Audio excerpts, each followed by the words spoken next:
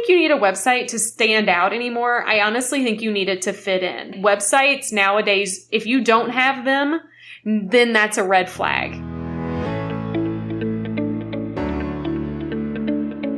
Hey, I'm Stephanie Feger, and Empower is my middle name. Well, okay, not really, but y'all, it really should be. I believe that empowered people empower people, and I am obsessed with empowering you, the nonfiction author, with impactful marketing strategies to help you take your important message and share it with those who desperately need it, want it, and will buy it. As the owner and chief strategist of the Empower PR Group and the author of 2 books myself, I have merged my love for reading books, writing books, and marketing books to help nonfiction authors with laser-focused strategies and tactics to write books that sell, promote books to those who need and want them most, and build meaningful businesses from empowering messages. I want you to think of this podcast as your one-stop shop for marketing insights from an author who has been there, done that, and understands exactly where you are.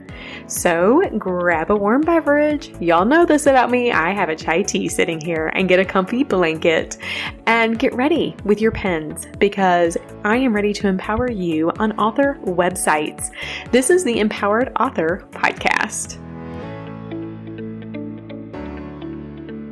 So we live in a digital age where businesses, including those built by authors, require a digital presence. Potential readers want to learn more about you, your books, your business, and one of the first places they go, if they don't go here first, is online to find your website. But what should be on your website, and what's the purpose of it anyway? How can your website work for you instead of the other way around? There are so many questions for us to answer on this season of the Empowered Author Podcast, but I'm ready to do so because this season we unpack the what's, the whys, the hows, and more of author websites. Come on, y'all. Let's go dive in.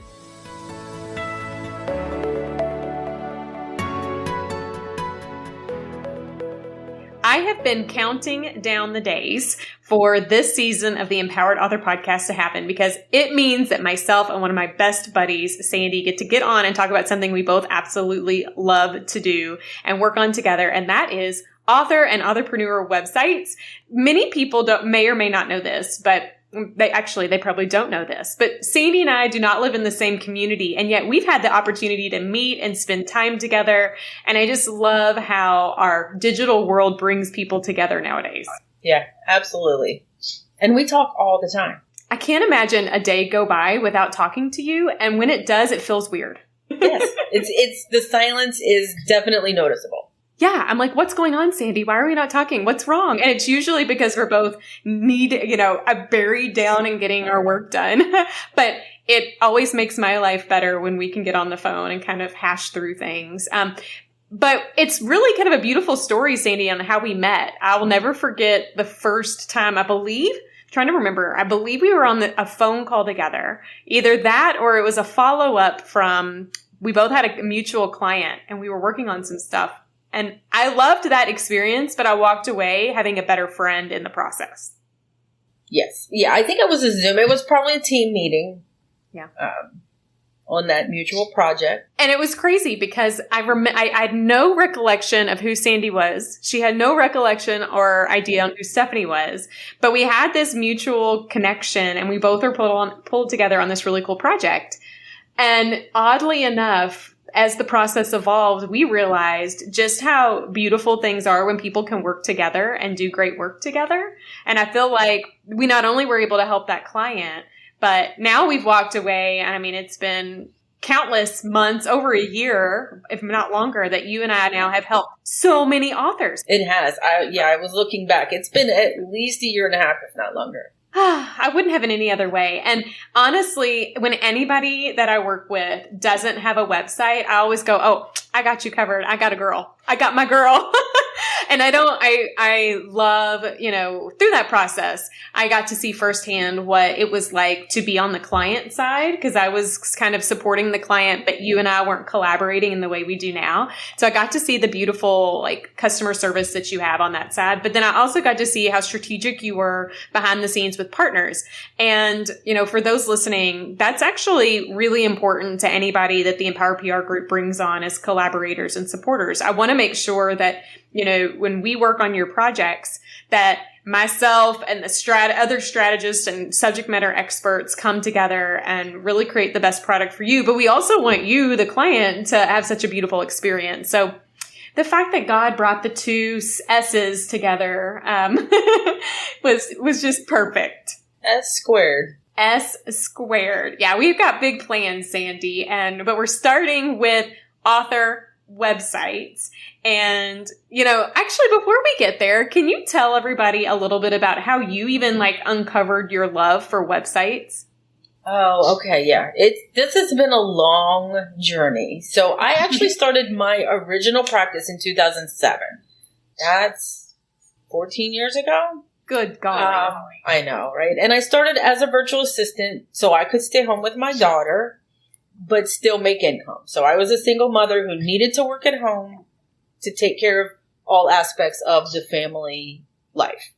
So I started as a virtual assistant, and I did that for years. But over the years, I realized that what really got me excited when I woke up in the morning was when I knew I had website work to do. When I could go into WordPress and just get stuff done and play. So I did realize that the scheduling, the calendaring, the administrative piece it just didn't light me up like the technical side. So I call myself a creative geek. I have a very strong technical mind, and I like strategy and creativity combined, and website design was perfect. I get excited when I hear that for lots of reasons, because one, I think you're a great example of the fact that we are a product of our past experience. So I think one of the things that makes you so strong is not only do you look at every project through the lens of how can I have an amazing end product, the website look beautiful for my client, but you understand from a VA or virtual assistant's perspective the systems that are needed for a business to run smoothly and how you can help businesses do that. And you bring that strategy to every single thing you touch. I really think that's like a unique differentiator for you. Yeah, it does help because your website is not just a website.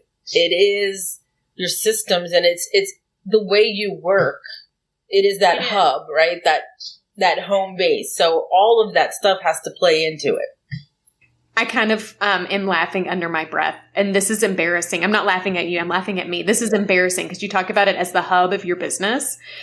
And I want to just put a pause here for anybody who's listening. And I want you to reflect for a moment that if I were to go look at your website, not just me, a future book reader or purchaser, a future individual that's going to hire you for a speaking engagement, a future collaborator or client, whatever it is, what are they going to think of your hub? And the reason I'm laughing, Sandy, is because I will never forget when my book came out in 2018. So my first book came out in May 2018. And right before the book came out, I thought, I did this kind of, yes, Stephanie can do this. And I decided to create my own website. It wasn't awful, but it sure wasn't phenomenal. I spent 3 months creating my website, writing content, incorporating colors, finding the right icons and the dynamic elements. And you know how I like movement, and I had movement everywhere and all of these things. And I was so proud of it, even though there were a few things that never worked right. I was so proud. And then you and I started working together, and I called you up. I'm like, so I think that I need your help because You don't know what you don't know until you know. And then you can't unsee what you know. And then you look back and go, oh. Now, listen, I'm not saying that you can't create your own website. Go at it, have fun. And that process, Sandy, helped me better help people nowadays. I understand the back end of websites. I understand what plugins are and some of the things you and I will talk about over these next episodes. But never again will I create my own website. I will always call my friend Sandy, who's going to create a beautiful one, because it's something you love. And, I know I've talked about this before, but I'm a big believer in what my business coach says. And just because you can do something doesn't mean you should. And when you think about how people see you and perceive you, that's not something you want to question. That's not something you want to give people the ability to create their own kind of perception. You want it to be really clear, this level of confidence that you have and the credibility you bring. I think your website can do that for you. Yeah. And I think that's the beauty of you having done your own, because you have the knowledge, you have so much knowledge on that aspect that when we did rebuild it, it was very strategic, very thought out. It was so much easier to get it done. But it was so much nicer on my side to know that you could do it. I didn't have to. I'll never forget the day that I went to show someone my website and they were like, yeah, your website looks a little funky. This is before you did it, Sandy, when I did it. And I went and looked at it, and because I did some updates thinking that was a good thing, the whole website updated to code. And so the outside front end of the website was an HTML code. And I had this moment where my stomach was living in my throat very, very uncomfortably and thought, Stephanie, you just flushed 3 months down the drain. Now I don't have to worry about that. So there's a peace of mind that comes with collaborating with someone like you who knows their stuff. And I'm really excited for you and I to dive in and kind of unpack things that many authors and authorpreneurs aren't thinking about probably when it comes to their website, and what their website can not only do for them, but can do without them making movement. Like it can work on its own, to really how it's a key differentiator. So if you're listening to, this season of the Empowered Author Podcast, I want you to rest assured, Sandy and I aren't going to try to sell you on a website. You should know you already need one. Instead, what we are doing is really providing you over these next 6 episodes with some deep dive information on how to ensure that your digital presence, including your website, is up to par, is doing what it needs to do for you, is working for you, not against you, and that you're being innovative. You're thinking about it in a different ways. And hopefully you'll walk away either realizing, yeah, my website's doing some great things, or maybe I need to refresh it, or I should probably have a conversation with somebody that's a strategist or a web developer. And hopefully this season will give you some insights there.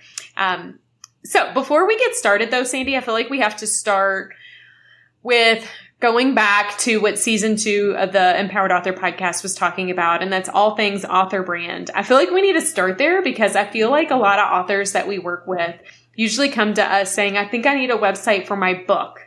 And you and I always try to help them understand that your book has a place, but you're bigger than your book. What do you think about that? Like when someone comes to you and says, or when I come to you and say, hey, Sandy, we have a new author. Where do we start? What are kind of your thoughts? I think a lot of people think that their book is their selling point, that is their, USP, their unique selling proposition. And I just don't believe that it is. I believe that the author themselves is that brand as an author. You're building your website for your audience, whether it's this book or your next book or the one after that. That takes some mental mindset shifts for some people, because some people go, well, they don't care about me. They care about my book's message. Well, listen, I hate to break it to you, anybody that's listening right now, but it's likely that the core message you've written about isn't something someone else hasn't written about, but your perspective of that message is what's unique, which means you're the unique differentiator, and they're going to be interested in you as it pertains to the book, not the other way around. Right. I think it brings more emotion to the table. Emotion and trust are formed person to person, not person to book. I've read books and then meet the author or get more insight into the author and lose a little bit of love along the way. So that is not, you're not building a relationship with a book. You're building a relationship with a person. Yeah, most people, when they see that there's a book that either someone recommended or that they found online or that they just picked up at a bookstore, they're not going to think, oh, I'm going to go check that book online. I'm just going to go look it up. Most people aren't going to do that. They're going to read the book or not. But if they read the book and they liked it, then they might go, ooh, I wonder what else that author writes about, or I wonder what else that author provides. They're not going to go, oh, I wonder what else that book can teach me. Like, no, you've gotten what you can get out of the book. You wrote the book for a reason, right? You're using your talent, your experience, your voice. You didn't write the book just on a random topic that you aren't knowledgeable in, right? You wrote that book because it's a topic that you feel strongly about. And for the reader to get some history on you as that person with those experiences and that talent, I think is what differentiates a really good author website. I agree. And I think that authors that aren't embracing this opportunity to help bridge this book is kind of like a door opener to what really they want the book to do for other people, whether that is more books, whether that is speaking engagements, consulting gigs, products, whatever that is, whatever that bridge is. The website's that conduit. It's the door opener for what's next. If you don't have that, you very well could be missing a lot of opportunities.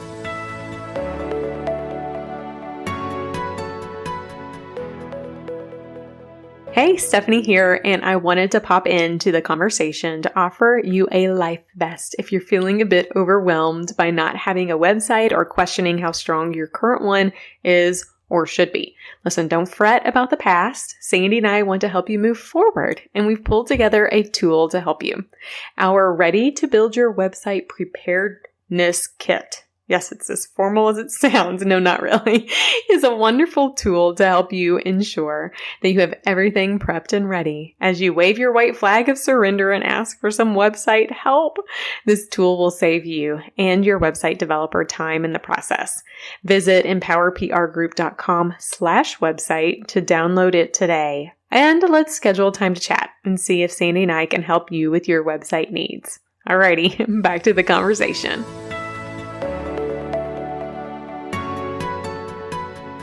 I've got some stats here, Sandy, I thought were really interesting. So the PR Newswire has a report that came out February of 2021. And here was some really interesting stats in regards to businesses and websites. And listen, before I go into depth, I'm just going to throw this out here. I know you know this and agree with it. I believe that all authors are actually building a business, whether they know it or not. So many authors I call authorpreneurs because you've started a business when you wrote a book. So I compare a lot of what it's like to be an author to what it's like to run a small business. So here's what some of those stats were. One of them, it says, even before COVID, many business owners noted that websites were essential for doing business nowadays. So they acknowledge that. However, 28% of small businesses had no website. That's kind of problematic. Most small businesses, 71%, do have a website, but building and maintaining it is still a challenge. Oh, we'll talk about that, Sandy. Sandy's like laughing. She's like, yes, I know that. And then the last bullet that I have here, it says, the study also noted that a high quality website will be even more necessary this year, and we're in 2021 right now, and beyond because COVID has changed things. And many small businesses must build teams to keep up with customer expectations and demands. Y'all, if you hear anything from today's episode, it's this. Our world was digital before the pandemic. After the pandemic, it has completely gone digital. People expect this now. It's not a nice to have. It's a need. It's a must. And having a digital presence and a strong website can really help be that bridge. So what does this tell us? I think it tells us, that we've always known that a digital presence is really important, but it's critical today. Like Sandy, I'm trying to think when I go to do anything nowadays, I'm looking online at their websites. Yes. And let's just be clear that saying you need a digital presence does not mean you have a Facebook page. It has to be in your control and run by you. it should be cohesive in all of your other places. But ultimately, that digital presence starts at your website.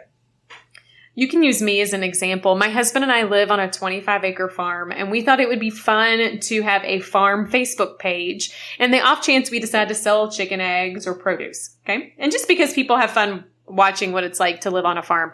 Randomly, we have no idea why, Facebook decided to unpublish our Facebook page and won't let us publish it.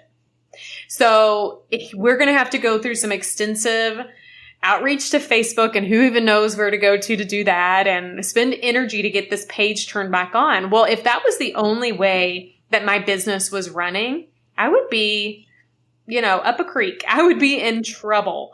And as you say this, I'm realizing I haven't seen it in a while, but it hasn't been top of mind either. So I would have just forgotten. And isn't that crazy? It's not intentional, but it's literally in our world, 24-hour news cycle world with constant input and information.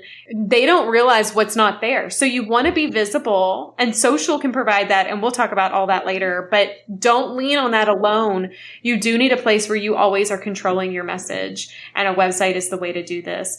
I think the other thing to note is I don't think you need a website to stand out anymore. I honestly think you need it to fit in. Websites nowadays, if you don't have them, then that's a red flag. Like, there's something, in my opinion, it's like, well, I'm not sure the credibility of your business. And, I think it legitimizes who you are and what you want to do. Absolutely. I definitely stalk people. When I am thinking about working with someone, or looking at a store, looking at anything, the first thing I look for is their website. A, to see if they have one, and then B, to see, is it a professional? You could be the most professional person in the world, but if your website doesn't look that way, it can hurt your business. It can. You and I have giggled sometimes when we look at people's websites and it hasn't been updated since 2018. What does that tell me? It makes me question if your business is still working, still moving forward. Or there's nothing worse to me. And of course, those who are avid podcast listeners know I'm a big fan of brand cohesion. And there's nothing worse to me than if your social media is all navies and teals and your website is pinks and purples. It doesn't merge. It doesn't mesh. If you've done a logo change and that's not reflected, if your messaging's off. I was actually helping somebody recently with some content, and I pulled some content from their website to help me with pulling together this particular written piece. And they go, oh my gosh, you reminded me. I need to update my website. That content's not accurate anymore. And it's like, oh, yes, you do. So you really should always look at your website as that hub, as that starting point, and then allow that to be extensions on the way out. Your website will never be final. Like, you're always going to be evolving your business and your work. So it's a good is good enough, like perfect. You're never going to hit perfect. You want really good, and collaborating with the right people are going to ensure that it's really good. And just know that it's not static, it's dynamic. We'll talk more about that in future episodes too. Yes, we will. Mine is always changing. Always. I think that's the problem of you being a website expert, because you get to play it, Yes, but it's also that college kid thing, it's always the last website that I work on. So when I do get into it, I'm like, oh. You're all into it. I know. Well, in preparation for this season, I was like, oh my gosh, Sandy, I've got all these ideas of what we need to do to bring my website up to speed and change things. So yeah, you'll always be coming up with other ideas to level up. And that's, the third statistic I shared was talking about how people struggle with building and maintaining. I do think that is a roadblock for people, but it doesn't have to be the thing that stops you. It doesn't have to be your wall. There's solutions there. I'm reading a book right now, Who Not How, and it's really cool. It's focused on, don't worry about how you can get it done. Worry about who can you collaborate with to help you do that. Sandy and I are here. We're happy to help. We want to remove that obstacle. So we know that a digital presence isn't a nice to have, it's a must. But I do want to take a minute and kind of talk through a few things that I had jotted down. What are some things that are like some key reasons that could be holding people back from getting that quality digital presence? And these are some things that authors have told me, Sandy. So one of them is, this is my favorite one. I love to write, but I hate to market. I'll never forget this one author. She is just a joy. And I laughed out loud when I read her email, Sandy, because it said, Stephanie, I would rather clean toilets than market. And I was like, I didn't know people hated it that much. But it's true. And I think because some authors just please give me more time to write. I don't want to market myself. I don't want to do anything that's marketing related. I think that can be kind of a hurdle. What do you think? I'm curious your thoughts on that, Sandy, and why they shouldn't let that stop them from getting a website up. I mean, okay, so to me, those are two completely separate things, right? Your website is not marketing because your website is built. It is beautiful. You are having it maintained by someone who knows how to update things. But to market yourself, you still have to share it. You still have to keep writing. But I think people get confused with marketing, thinking it's this huge, big, scary, sleazy self-promotion. Right. And I don't think it has to be.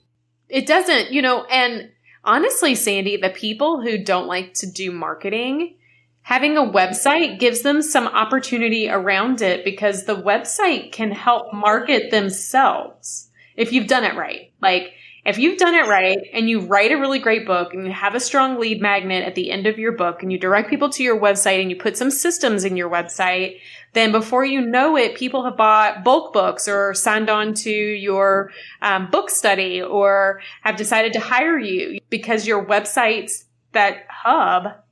Maybe they, bought other books. I mean, you like to write, so write. I mean, just because you wrote the book doesn't mean you can't share thoughts or, extra bits of information in your website. And you're going to naturally share those on social media or in other ways. I think it all comes down to strategy. And I know you and I both feel very strongly about strategy. It's easier to market when you have a strategy, and the website is the first piece of that strategy. I am not a believer in strategy without movement. No, in movement without strategy. There are a lot of people in the marketing world will say, oh, you need to do this and this and this and this and this and this. And I just believe you got to know why you want to do that. And so all of this goes back to, well, why are you writing a book if you don't want to sell the book? And if there is a gap there, then let's have a deeper conversation. But the likelihood is you're writing a book because somebody needs that message, which requires a sale in between.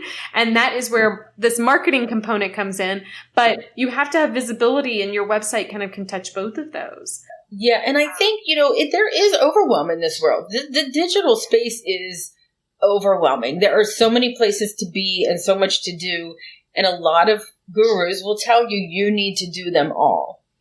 And you and I both know that's just it doesn't work that way. You will have a natural passion. You're going to have a natural place where you fit. And it's important to work with people who can help you figure that out.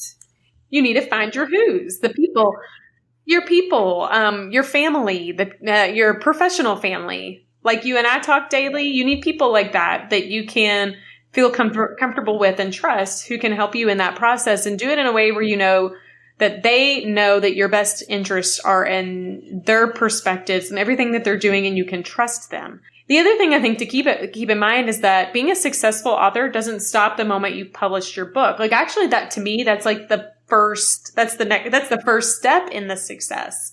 And whether your level of success and the success metrics come down to book sales or impact or whatever, it all happens the moment the book is turned into given an avenue to reach into the lives of their people. So this whole concept of I hate to market, I think what that does is it tells me that you've got a couple of things to think about. One is, are you willing to learn? Or are you in need of a team who can help you in areas that you would say are not in your zone of genius.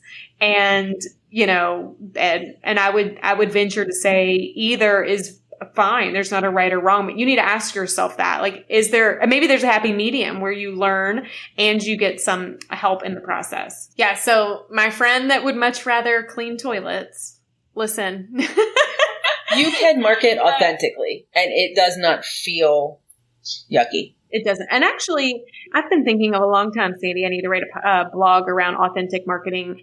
I don't like the word marketing, actually. It's very icky feeling to me. I come from a background of communications and public relations, which is very relationship building, versus marketing, which tends to be more transactional. But I do think in today's marketing world, there is a way to do it authentically, where literally all you're doing is ensuring the people who need, want, and are willing to purchase the stuff that you have know that you're there.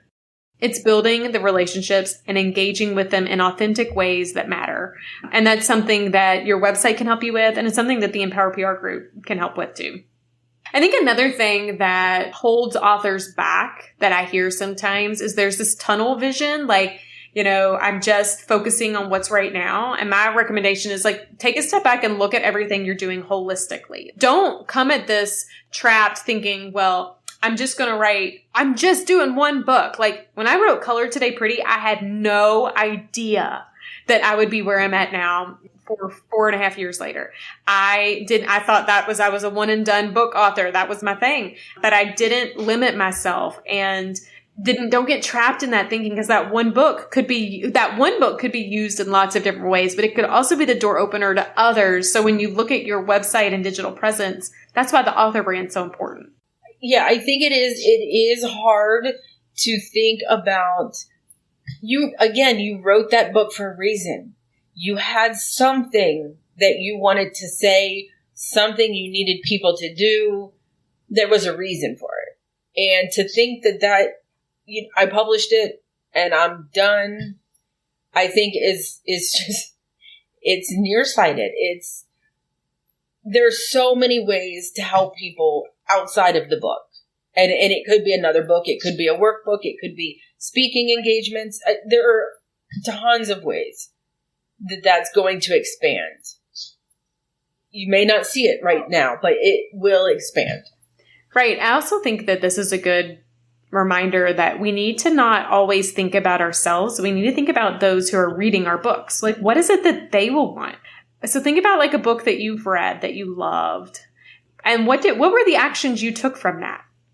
Did you go looking to see if they had other books, or did you go looking to see if there was other ways you could learn from them, or whatever? Those are things that your readers are going to be thinking about too. So yeah, let's not be nearsighted. Let's take a step back and look at all of your work holistically and figure out, how can you think more like them so that, you know, you have systems and processes in place to meet their needs, and in turn helps you build your authorpreneur brand.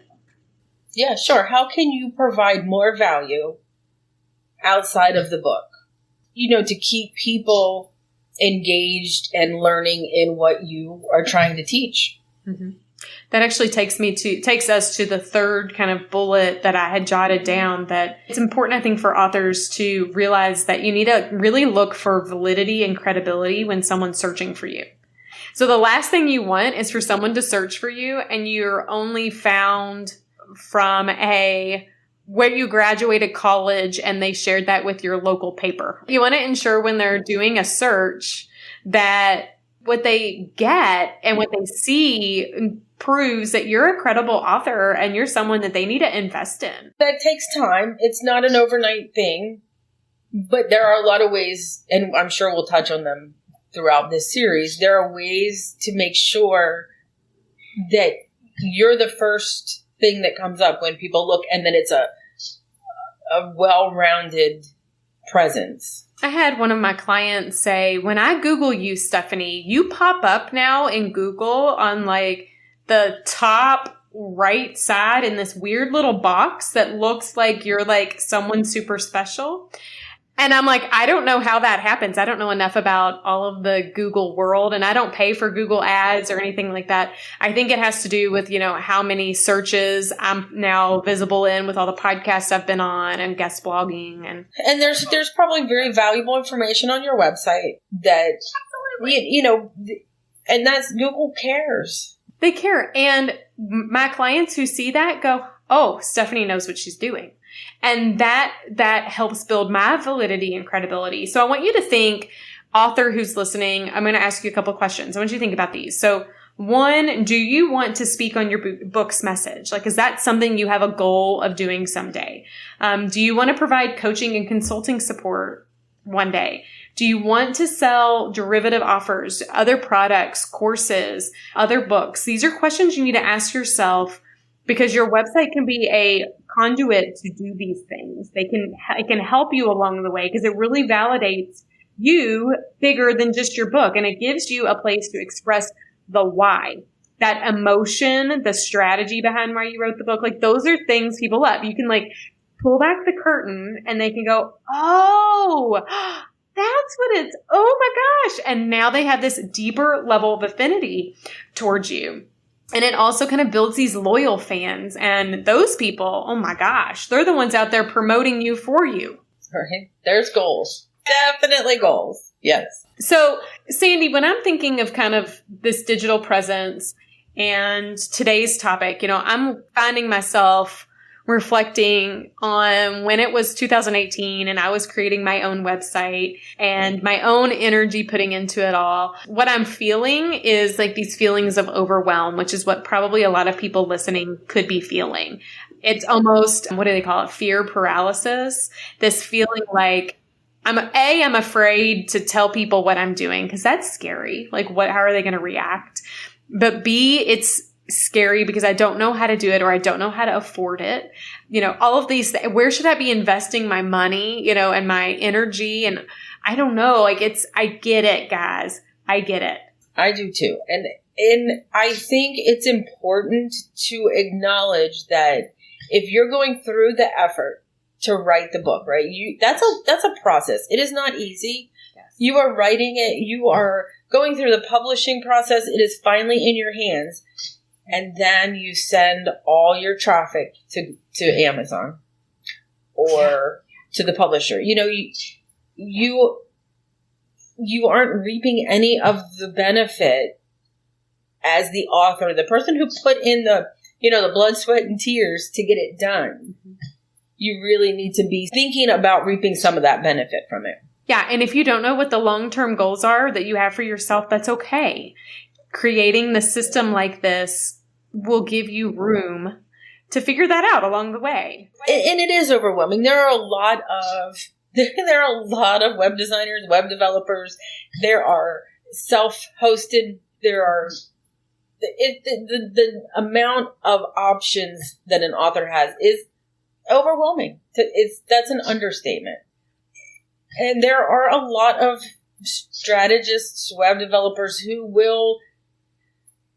have one way of doing things. It is what it is. Now, I just believe that it takes one-on-one collaboration. It takes thought. It's a process. You're going to have to answer some questions in order to figure out where your best platform is. Yeah, it's not a one-size-fits-all. Okay, we all know that we need to wear clothes. Duh. But we all have different clothes that express what we do for different reasons. And not to go on that analogy, but unless you're in a nudist colony, you need it. Unless you live with your head in the sand, you need a website for your book and your business. So working with someone or finding the right team that gets you and then can help articulate that into the digital space, that is ideal in my opinion. It is. And I caution people to let anyone else tell you what it should look like, how it should be done, where it should be, because it's each individual, each book, each business, each individual is going to have a different need. Yeah. Or needs. Ooh, so that's a good thing. to consider those listening. If you go, oh my gosh, Stephanie and Sandy, a website, now my head wants to explode. I don't know where to start. If you start, reaching out to people and trying to get some thoughts, if someone comes to you and go, oh, this is what you need, and here's how it works. Like, I almost feel like that should be a red flag for anybody, because there's just so many options. It's okay if that's the one way they do it, but you really want to find a individual or a group of people who will listen to what your goals are and really help develop something that's going to be, in alignment. And also, listen, keep in mind, you're not, like we said earlier, you might not know your goals yet. Your website, it's evolving. It doesn't have to be something that today you know everything about, because you're going to evolve it, and good is better than perfect. However, not good is not better than good. Right? You are better off not having a website than having a bad website. Right. I just think you're better off with nothing than bad. Yeah, like, we know websites are important, but if you aren't ready to take the leap to do a good one, then pause and start figuring out how you can save up to do it. Or pause and figure out kind of what you want to do with it, and then get a good site. And know that that good site can evolve with you. Yeah, because it is your credibility. It is your reputation on that screen. I always tell people it is a lot of times the first contact anyone has with you. Yeah. Before they have a conversation, before you Zoom, it could be the very first interaction with you. And it should represent your book or your business really well. Well, people like to cyberstalk, and especially businesses and authors. Yeah, like and not in creepy ways. It's just, let me figure out who this person is. Do they align with my values and how I see the world? Y'all, you probably cyberstalked me and tried to figure out, like, who's this Stephanie girl and why is she sharing this and what's this all about? So people do that, and you want to make sure that they see something that is legit and strong, because that will align with where you want to go. Sandy, the last thing, that I want to just share before we wrap up this episode, is something you shared with me. And I know it comes from a book. You'll know the book after I say it, and I've not read it yet, but I thought it was brilliant. And it's the Do It Scared. Oh, right. Ruth, I can never pronounce her last name, Sukov. Yes, I think that's it. She has a lot of brands, and she does them all very well. But yeah, Do It Scared. It is a scary thing to even think about building a website, because it can be intimidating and overwhelming, but it doesn't have to be. I always say it's the most exciting. For publishers, it may not be the most exciting, because, for authors, their book is pretty exciting. Yeah. But from my perspective, it is an exciting and fun. It should be fun. Absolutely, it should be. And yeah, it shouldn't be overwhelming or hard. It should just be fun and exciting. Yeah, well, Do It Scared, take the leap.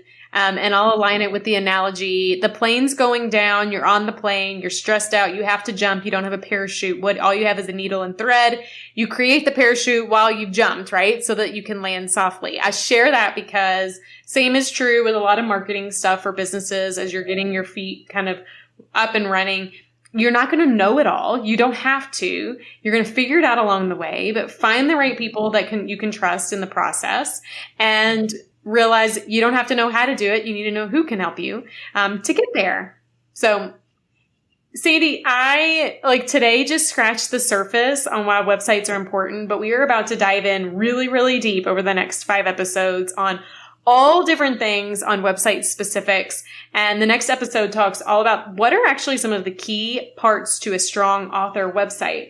Not all websites are created equal, and we're going to dive into what we think authors specifically need to consider on their website. Sandy, thank you for taking some time today to let us get inside your brain and talk all things website. Oh, thank you. I appreciate it. Hopefully it was helpful. It was super helpful. This has been fun. Looking forward to talking to you on the next episode.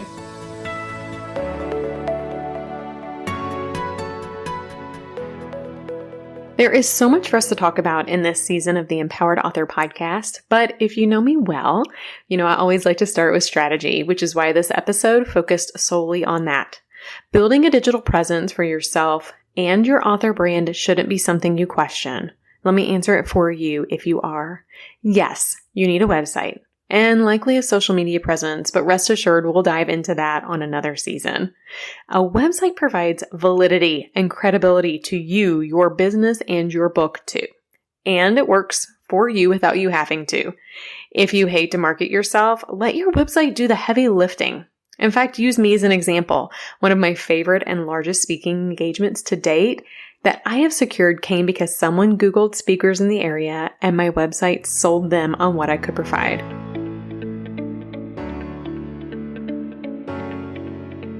Have you been thinking that a website is something you need, or that you'd love for someone to take a peek at yours and see how you could improve upon it? Well, one of the first things that we work on with authors at the Empower PR Group is building upon their digital presence. Author friend, hear me when I say that you need this. Whether or not you would like myself or our team to help you, we want you to feel prepared when you go to bring your website to life. So we've created a tool for you. Consider it your website prep kit. The Ready to Build Your Website Preparedness Kit will provide you with insights on everything you need to make your website development experience easy peasy and run smoothly. And if our team can help with that experience, we'd love to.